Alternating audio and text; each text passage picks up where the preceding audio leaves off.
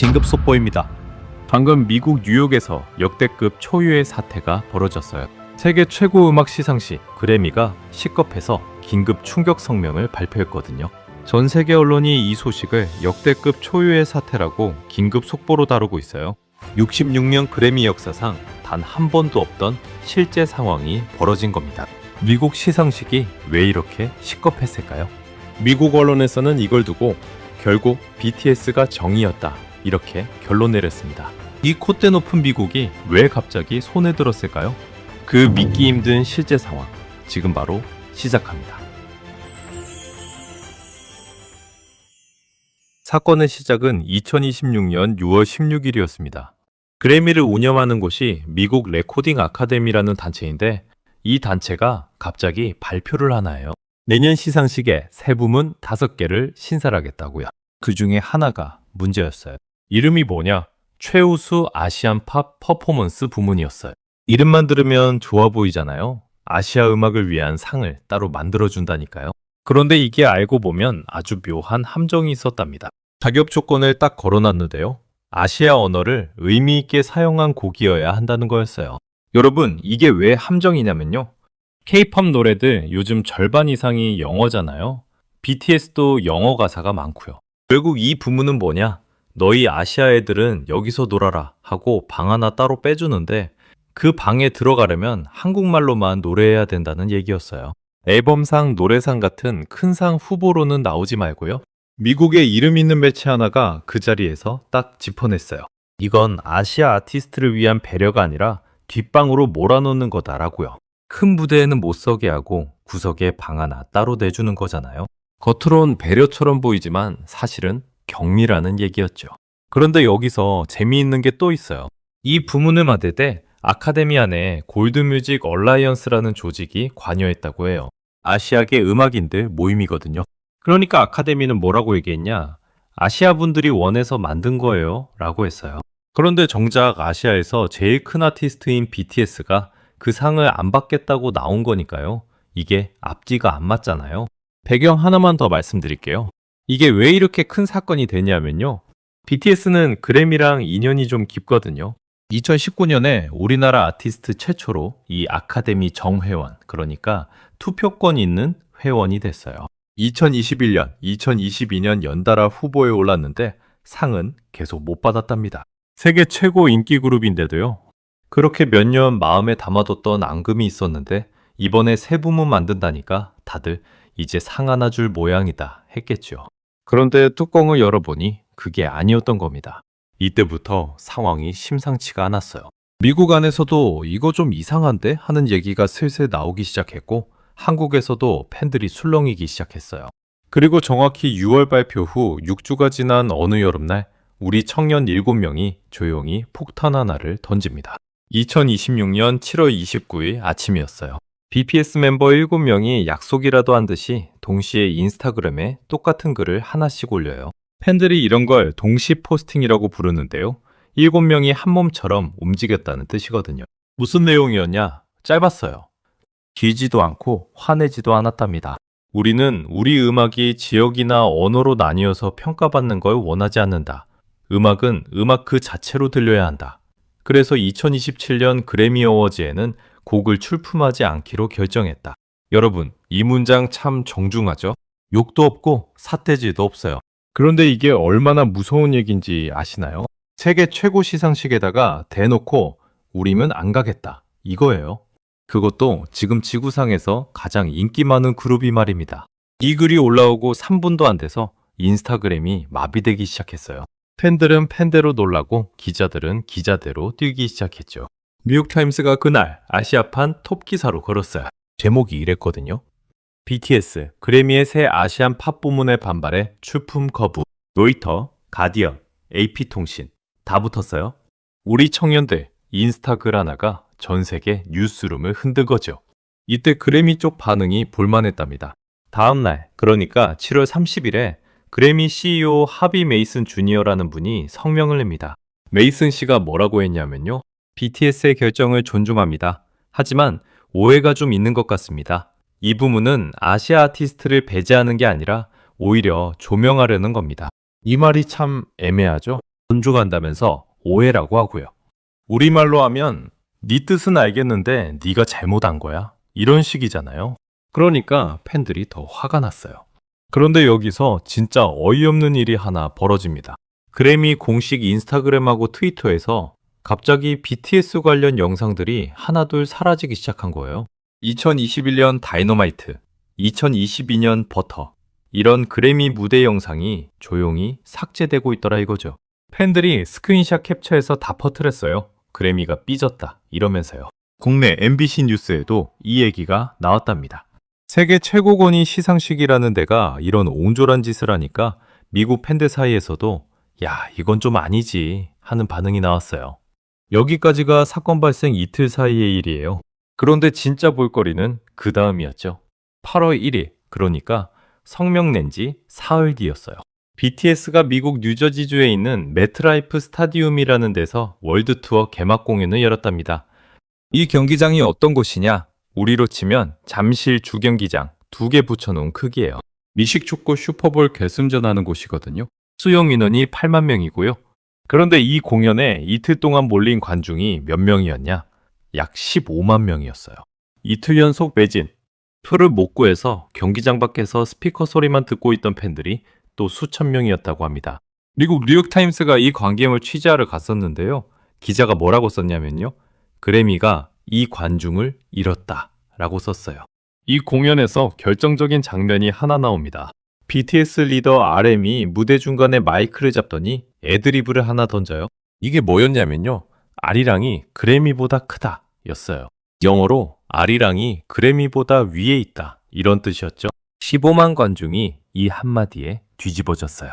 함성이 30초를 안 끊기고 이어졌다고 하더라고요. 이 장면이 유튜브에 올라가는데 채 10분이 안 걸렸고요. 조회수는 하루 만에 몇 천만 회를 넘겼답니다. 미국 방송사들이 이 클립을 전용 뉴스에 다 실었어요. 그런데 여기서 진짜 재미있는 반격이 하나 더 있어요. BTS 새 앨범 아리랑에 에일리언스라는 곡이 있거든요. 우리말로 외계인들이라는 뜻이에요. 이 노래가 뭐냐 하면 서양 사회가 오랫동안 아시아 사람들을 외계인 취급했던 그 시선을 비꼬는 곡이었답니다. 가사가 이런 식이에요. 너희 눈에 우리가 외계인처럼 보인다면 그래, 우리는 외계인이다.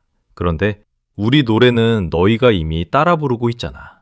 이 곡이 그래미 성명 나온 그날부터 이상한 일이 벌어져요. 팬들이 이 노래를 미친 듯이 스트리밍하기 시작한 거예요. 그것도 전 세계에서 동시에요. 결과가 어땠냐? 78개국이었어요. 애플뮤직 아이튠즈 차트 1위를 78개 나라에서 동시에 찍었어요. 이게 감이 잘 안 오시죠? 지구상의 나라가 200개 조금 넘거든요. 그중 78개 나라에서 같은 노래가 1위 했다는 얘기예요. 그것도 딱 그래미가 우리 청년들 무시하려던 그 순간에요. SNS에서는 해시태그 하나가 폭발했답니다. 예술의 외계인은 없다. 이런 뜻의 태그였는데요. 이 태그가 트위터에서 하루 300만 건이 넘게 달렸어요. 이때쯤 되니까 미국 언론들이 슬슬 어리둥절해지기 시작했어요. 이거 우리가 이길 수 있는 싸움이 맞나 하고요. 아카데미 안에서도 뭔가 이상한 공기가 감돌기 시작했죠. 그리고 바로 이 순간부터 세계 곳곳의 유명한 사람들이 하나둘 우리 청년들 편에 서기 시작합니다. 그런데 이 대목부터 아주 신기한 일이 벌어져요. 성명 낸 지 딱 일주일 사이에요. 미국하고 유럽하고 인도에서 유명한 사람들이 줄줄이 나는 BTS 편이다 하고 목소리를 내기 시작한 겁니다. 그것도 부탁받지도 않았는데 자발적으로요. 첫 번째로 입을 연 사람이 누구였냐면요. 이 얘기 들으시면 좀 놀라실 겁니다. 디안젤로라는 미국 가수가 있어요. 우리나라에서는 좀 낯설지만 미국에서는 흑인 R&B의 살아있는 전설로 불리는 분이거든요. 이분이 그래미상을 4번이나 받았답니다. 이분이 자기 SNS에다가 딱 한 줄을 올려요. 그래, BTS가 그래미를 보이콧했다. 잘한 일이다. 그러고 뒤에 문장을 하나 더 붙였어요. K-pop 팬들을 조롱하던 미국 커뮤니티가 하나 있었는데요. 거길 대놓고 저격했어요. 너희들이 그동안 K-pop 무시했잖아. 이제 그 결과를 봐라. 이런 식으로요. 이게 얼마나 파격적인 일이냐면요. 그래미를 4번이나 받은 사람이 그래미를 대놓고 저격한 거예요. 미국에서 이런 일이 잘 없거든요. 그래미 회원이라는 게 그 바닥에서 명예직 같은 건데 그걸 걸고 우리 청년들 편에 선 거죠. 두 번째 인물이 나오는데 이분이 좀 재미있어요. 마이클 메이딧이라는 미국 힙합 프로듀서예요. 이분이 누구랑 작업을 많이 하냐면요. 비욘세, 리안나, 켄드릭 라마 이런 최정상 가수들이랑 곡을 만들어요. 그런데 이분이 사실은 BTS 새 앨범에 있는 그 에일리언스라는 노래, 그 곡을 공동으로 프로듀싱했던 분이었답니다. 이분이 인스타그램에 사진 한 장을 올려요. 자기 스튜디오 콘솔 앞에 앉아서 BTS 로고가 박힌 티셔츠 입고 있는 사진이었어요. 캡션이 단 한 줄, BTS 에일리언스. 설명도 없었어요. 그런데 이 게시물에 좋아요가 하루 만에 100만 개가 넘게 붙었답니다. 미국 힙합계에서 우리 청년들 손을 잡아준 거죠. 세 번째 인물, 이분은 좀 더 흥미로운 분이에요. 슬립 디즈라는 프로듀서인데요. 여러분 혹시 블랙 아이드 피스라고 아시나요? 미국의 아주 유명한 팝 그룹이거든요. 이 그룹이 그래미를 6번 받았어요. 그 6번 중에 몇 번을 이 슬립 디즈라는 분이 작업한 곡으로 받았답니다. 이분이 뭐라고 얘기했냐요? 규칙을 지키는 것보다 규칙을 다시 쓰는 게 진짜 예술이다. 이 짧은 문장이 얼마나 무서운 얘기였는지 아시나요? 그래미상 받은 사람이 그래미 규칙을 다시 쓰라고 얘기한 겁니다. 이게 아카데미 내부 사람들한테 큰 압박이 됐다고 미국 매체 스필 매거진이 나중에 분석 기사로 다뤘어요. 이번엔 인도로 넘어가 볼게요. 니키 캐지라는 인도 음악가가 있어요. 이분은 그래미를 3번 받은 인도의 대표 아티스트예요. 이분이 자기 인스타그램에 이런 글을 올려요. BTS가 아시아 전체를 대변해줬다. 나 혼자였다면 이 말을 못했을 것이다. 이 발언이 왜 중요했냐면요. 그래미가 아까 말씀드린 그 아시안 팝 부문 만들 때 아시아 아티스트들이 원한다고 얘기했잖아요. 그런데 정작 아시아 아티스트들 중에 진짜 그래미상 받은 니키 캐지 같은 사람들이 우리는 그런 거 원한 적 없다 하고 나선 거예요. 그래미 논리가 무너지는 순간이었죠. 여기서 끝이 아니에요. 넷플릭스의 K-pop 데몬 헌터스라는 애니메이션 감독을 아시나요? 매기강이라는 한국계 캐나다인 감독이에요. 이분이 이번 여름에 넷플릭스 세계 랭킹 1위 찍은 그 작품 만드신 분이거든요. 이분이 인스타그램 릴 하나 올렸어요. BTS 성명서를 캡처해서 배경에 깔고 자기가 손가락으로 하트 만드는 짧은 영상이었답니다. 조회수가 이틀 만에 몇 천만 회. 또 있어요. 바니에데 김이라는 한국계 미국 배우 아시나요? 로스트라는 미국 드라마의 주인공이었고 미국 TV계에서 아주 존경받는 배우거든요. 이분도 인스타그램에서 BTS 성명을 공유하면서 이렇게 얘기했어요. 이건 K-팝 얘기가 아니다. 이건 존엄의 얘기다. 이 발언이 미국 사회에 특히 크게 울렸어요. 왜냐면요. 미국 방송계에서 아시아계 배우들이 오랫동안 조연만 하고 주연 자리를 못 받았거든요. 그 서름을 잘 아는 사람이 이 얘기를 하니까요. 이게 그냥 K-팝 팬들 문제가 아니라 미국 사회 전체의 문제로 확장이 되기 시작한 거예요. 그리고 마지막으로 하나 더 있어요. 미국 잡지 롤링스톤, 버라이어티, 할리우드 리포터. 이 세 매체가 미국 엔터테인먼트 업계의 3대 매체예요. 이 세 곳이 일주일 사이에 다 사설을 냈답니다. 다 뭐라고 결론을 냈냐? 그래미가 잘못했다 였어요. BTS는 SNS에 성명 하나 올렸을 뿐인데요. 미국의 흑인 R&B 전설, 미국 힙합 프로듀서, 그래미 6회 수상 프로듀서, 인도 그래미 3회 수상자, 넷플릭스 스타 감독, 한국계 미국 배우, 그리고 미국 3대 엔터테인먼트 매체가 다 우리 청년들 편에 섰어요. 이게 딱 8월 초의 풍경이었답니다. 그리고 이 흐름이 그래미 본부 사무실 안에서도 감지되기 시작했죠. 이제 이 얘기의 클라이맥스로 가볼게요. 8월 14일이었어요. BTS가 성명 낸 게 7월 29일이었으니까 정확히 16일이 지난 시점이었죠. 이날 아침에 미국 아카데미 본부에서 성명 하나가 나옵니다. 그런데 이게 이전 성명하고 톤이 완전히 달랐어요. 메이슨 씨가 뭐라고 했냐면요. 이랬거든요. 최근 여러 아티스트와 업계 관계자들과 대화를 나눴다. 우리는 새 부문이 일부 아티스트에게 그들의 작품을 제대로 대변하지 못한다는 우려가 있다는 걸 알게 됐다. 아카데미 이사회를 소집해 이 부문을 재검토하겠다. 여러분, 이 말이 참 완곡하죠? 그런데 미국 매체들이 이 성명 나오자마자 뭐라고 헤드라인을 뽑았냐? 빌보드 잡지가 이렇게 뽑았어요. 그래미 아시안 팝 부문 재검토 착수. 버라이어티는 그래미가 BTS 반발에 물러섰다 라고 뽑았답니다. 좀 더 직접적으로 뽑은 곳도 있었어요. 아카데미가 BTS에게 베끼들다. 이게 왜 그렇게 큰 사건이었냐? 여기가 오늘 얘기의 핵심입니다. 66년 그래미 역사에서요, 새로 만든 부문이 시행되기도 전에 그것도 특정 아티스트 한 팀의 항의로 재검토된 사례가 단 한 번도 없었어요. 이게 처음이에요. 처음입니다. 메이슨 씨가 개인적으로 나쁜 사람이라서 그런 게 아니에요. 이분은 아카데미 안에서 나름 개혁파로 알려진 분이거든요. 그런데 왜 이 견고한 시스템이 우리 청년 7명 앞에서 16일 만에 무너졌을까요? 이유가 세 가지가 있었습니다. 첫 번째 이유부터 말씀드릴게요. 이게 아주 현실적인 이유였어요. 돈 문제. 아니, 정확히는 시청률 문제였답니다. 그래미 시상식이 이게 어떻게 운영되는 곳이냐면요, TV로 생중계되고 그 광고비로 먹고 사는 조직이에요. 그런데 그래미 시청률이 최근 10년 사이에 어떻게 됐냐? 2012년에 약 4천만 명이 봤어요. 그런데 최근 몇 년은 어땠냐? 1,500만 명 근처였답니다. 절반 넘게 쪼그라든 거예요. 그래미가 이 시청률을 어떻게 겨우 유지해 왔냐면요, 아시아 시장이었어요. 특히 K-pop 팬들이 그래미를 챙겨봤거든요. BTS가 후보에 오르니까요. 그런데 그 BTS가 안 나오겠다고 하면요, 아시아 시청률이 그냥 증발하는 거예요. 미국 광고주들이 그걸 가만히 볼 리가 없었죠. 이게 첫 번째 이유였답니다. 두 번째 이유, 이건 정당성 문제였어요. 이게 좀 흥미로워요. 인도의 니키 캐지, 그래미 3번 받은 그분이 우리 청년들 편에 섰다는 얘기 있었잖아요. 그런데 이 흐름이 인도에서 끝난 게 아니었답니다. 일본 대표 가수들, 태국의 인기 그룹, 필리핀 아티스트들까지 조용히 성명을 내기 시작했어요. 우리도 이 부문에 곡을 안 낸다, 이러면서요. 이게 뭘 뜻하는 거냐? 그래미가 아시아 아티스트들이 원해서 만든 부문이라고 명분을 세웠는데요, 정작 그 아시아 아티스트들이 다 손사래를 치기 시작한 거예요. 상 주려고 만든 부문에 후보가 없으면 이건 부문 자체가 붕괴하는 거잖아요. 전분이 사라진 거죠. 이게 두 번째 이유였습니다. 그리고 세 번째, 이게 진짜 결정적이었어요.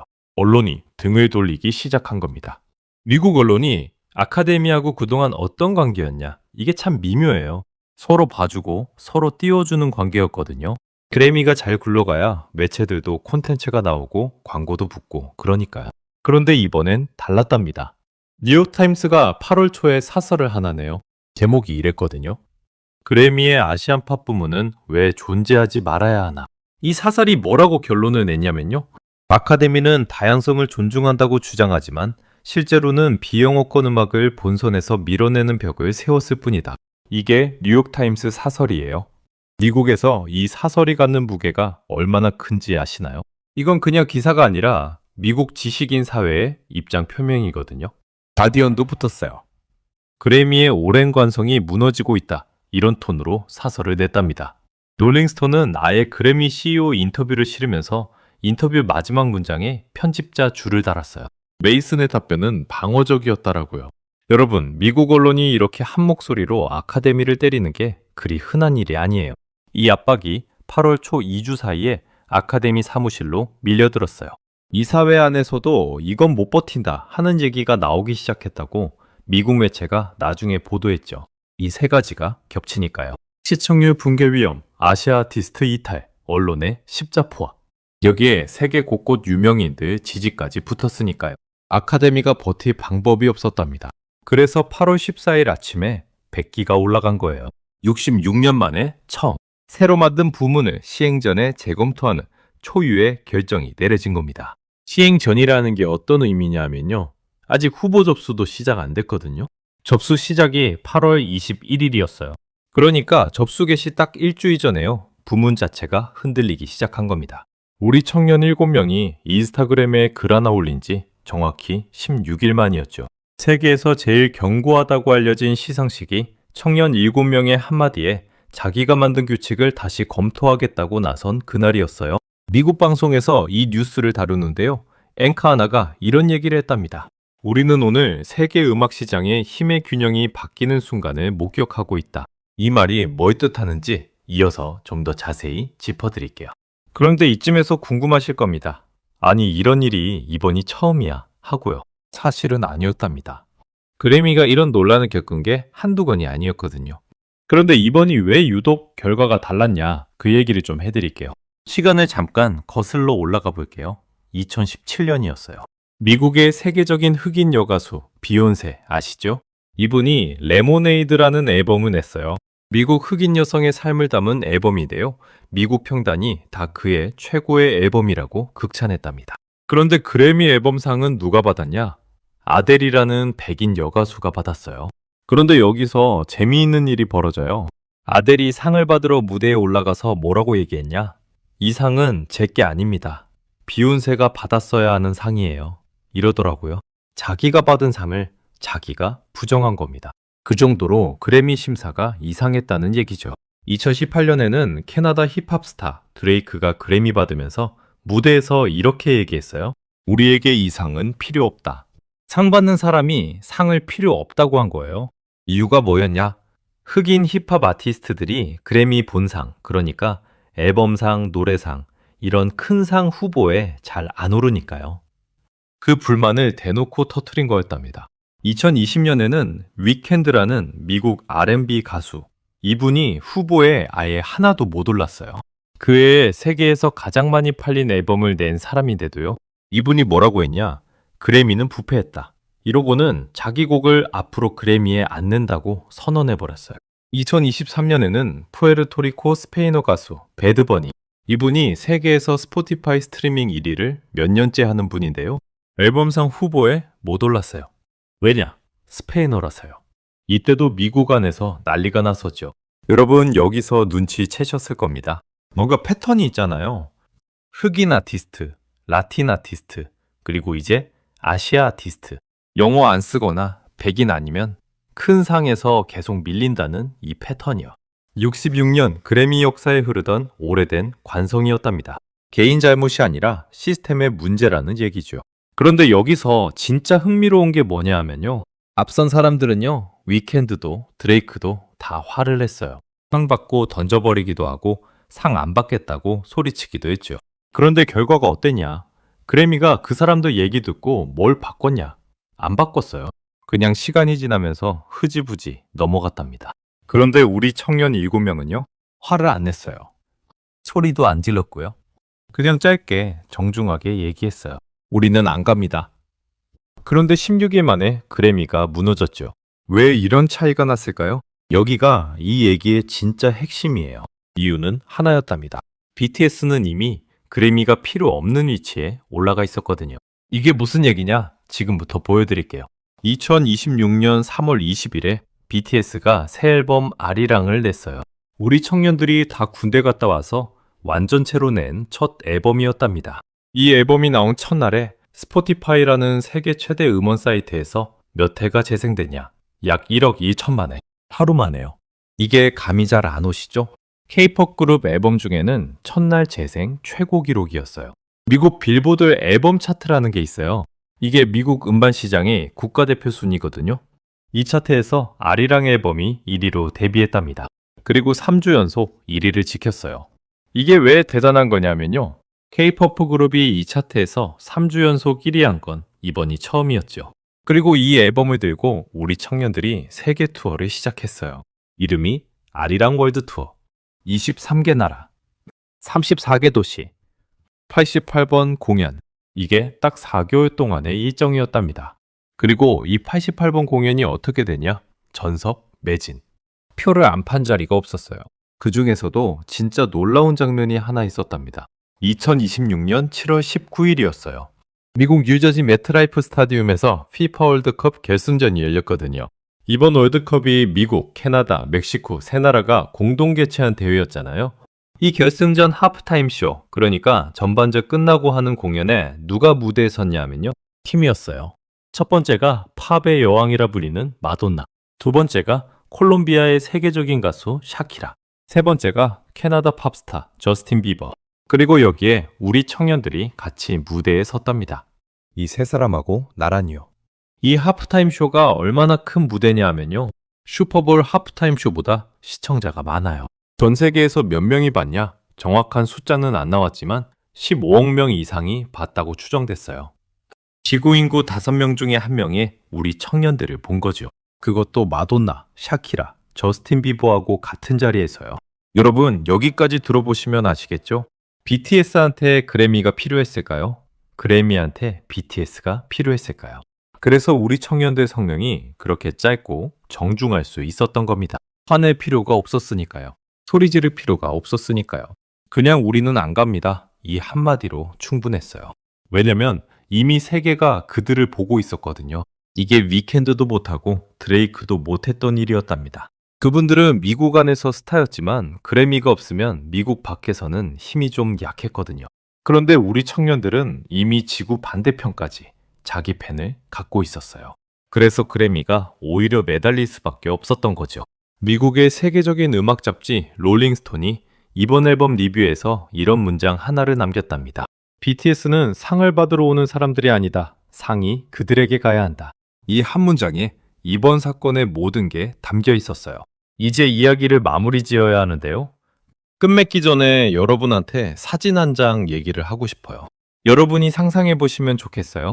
1890년대 어느 여름이었답니다. 미국 워싱턴 근처에 하워드 대학교라는 학교가 있어요. 그 학교에 조선에서 유학 간 학생 몇 명이 있었대요. 그때 조선이 어떤 나라였냐? 나라 힘도 약하고 세계 지도에 이름도 잘 안 나오던 나라였죠. 그런 나라에서 온 청년 몇 명이 미국 땅에서 한자리에 모여서 뭘 했냐? 아리랑을 불렀어요. 그게 130년 전 얘기랍니다. 그리고 2026년 여름에 우리 청년 7명이 미국 그 큰 경기장 무대 위에서 뭘 외쳤냐? 아리랑이 그래미보다 크다 였어요. 그 노래 이름을 그대로 앨범 제목으로 삼은 청년들이요. 여러분, 이게 참 신기하죠? 130년 전에는 나라 잃을까봐 조용히 아리랑을 부르던 유학생들이 있었고요. 130년 후에는 세계 최고 시상식을 향해 아리랑이 너희 상보다 크다고 당당히 얘기하는 청년들이 있는 거예요. 같은 노래인데 얼마나 위치가 달라졌는지 아시나요? BTS 리더 RM이 얼마 전에 미국 잡지 GQ랑 인터뷰를 했어요. 기자가 물었어요. 당신들에게 그래미가 어떤 의미인가요? 하고요. 이 청년이 뭐라고 답했냐면요. 이랬거든요. 우리에게 중요한 건 상이 아닙니다. 우리 음악이 국경을 넘어 사람들에게 닿는 것. 그게 우리의 상입니다. 이 인터뷰가 나가고 며칠 뒤에 미국 방송 앵커 한 명이 이런 얘기를 하더라고요. 우리는 K-팝을 잘못 보고 있었다. 이건 아시아의 음악이 아니라 그냥 음악이다. 여러분, 이 앵커 말이 참 중요한 얘기예요. 이번 사건의 진짜 결과가 뭐였냐? 미국이 이제서야 우리 음악을 아시아 음악이 아니라 음악이라고 부르기 시작한 겁니다. 66년 걸렸어요. 그래미가 이걸 인정하는데 66년이 걸린 거죠. 그리고 이건 시작일 뿐이에요. 우리 청년들 뒤에 K-팝 후배들이 줄지어 서 있거든요. 이 청년들이 열어놓은 문으로 앞으로 얼마나 많은 우리 후배 가수들이 세계로 나갈지 저도 궁금해집니다. 저는 이 얘기 조사하면서 계속 한 장면이 떠올랐답니다. 130년 전 하워드 대학교 마당에서 아리랑 부르던 그 유학생들이요. 만약 그분들이 지금 이 광경을 봤다면 뭐라고 하셨을까요? 아마 한참을 아무 말 없이 서 계셨을 겁니다. 오늘 얘기는 여기서 마치겠습니다. 탄한 하나로 보내세요. 감사합니다.